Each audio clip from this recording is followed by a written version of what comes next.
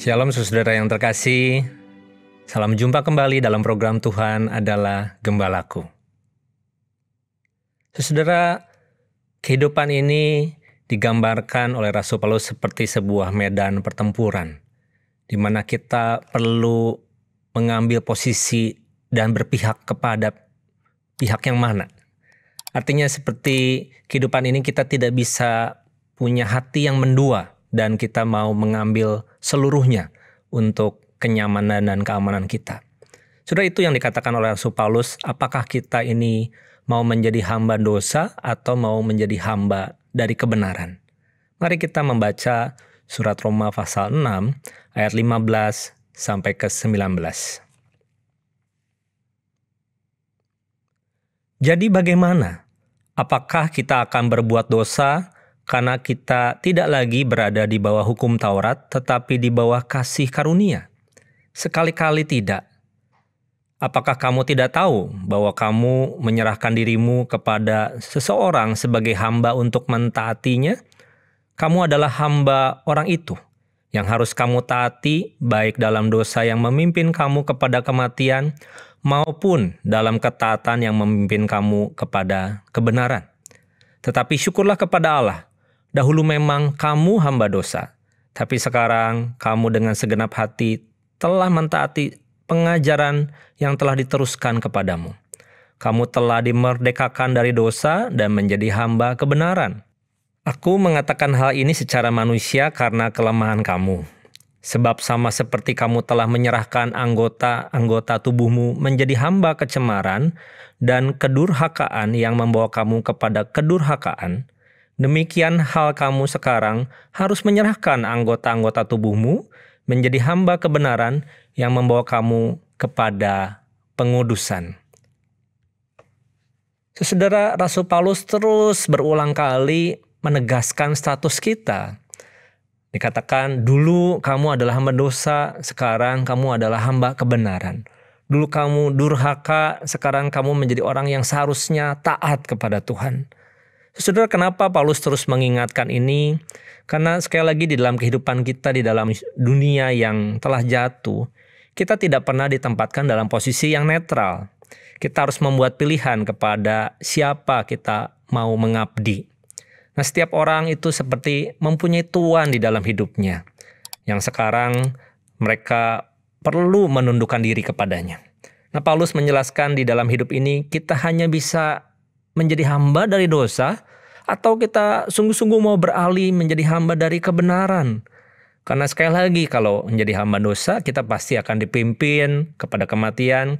Tapi kalau kita menjadi hamba kebenaran, kita akan dipimpin kepada sebuah proses pembentukan dan pengudusan hidup.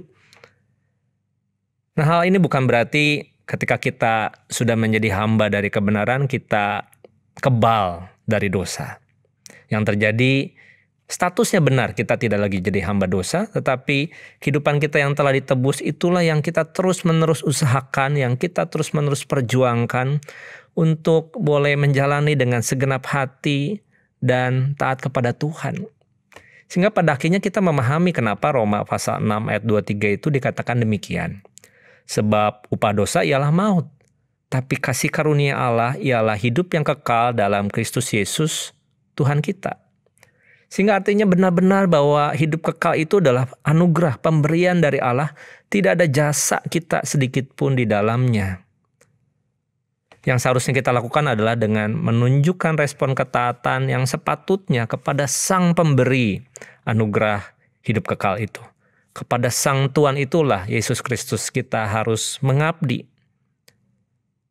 Saudara, benar bahwa dosa kita membuat kita bisa senang sementara waktu, tapi pada akhirnya akan berujung kepada maut. Untuk itulah kita harus tetap terus-menerus tinggal dalam Kristus sampai kita beroleh dan masuk ke dalam hidup yang kekal. Mari kita evaluasi kehidupan kita sebagai orang percaya pada hari-hari ini.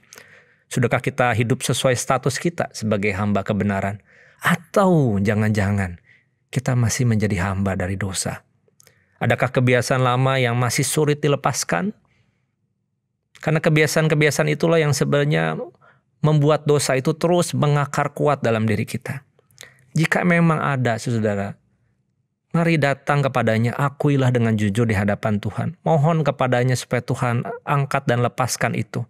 Sehingga kita dapat punya satu ketulusan hati untuk berbuat dan hidup dengan benar di hadapan Tuhan. Mari gunakan hidup yang baru ini di dalam Tuhan. Bukan lagi untuk mengulangi dosa, tapi justru untuk mewujud nyatakan sebuah kehidupan dalam kebenaran. Mari kita berdoa. Tuhan, kami bersyukur kalau kami hari ini bisa berbuat baik, bisa hidup dengan benar, bisa taat kepada Kristus. Itu adalah semuanya pemberian dan anugerah Tuhan. Karena natur kami yang dahulu sebenarnya kami tidak pernah bisa lepas dari dosa, tetapi sekarang kami punya kesempatan untuk melakukan sesuatu dengan benar. Sukacita kami adalah waktu kami bisa mengasihi dan mentaati Kristus. Sehingga rasa syukur kami benar-benar bisa dinyatakan karena benar Engkaulah yang bekerja nyata dalam hidup kami, bukan karena kekuatan kami. Kami berdoa, mensyukuri untuk keselamatan yang kami sudah terima. Dan kami mau hidupi. Dalam nama Yesus kami berdoa. Amin.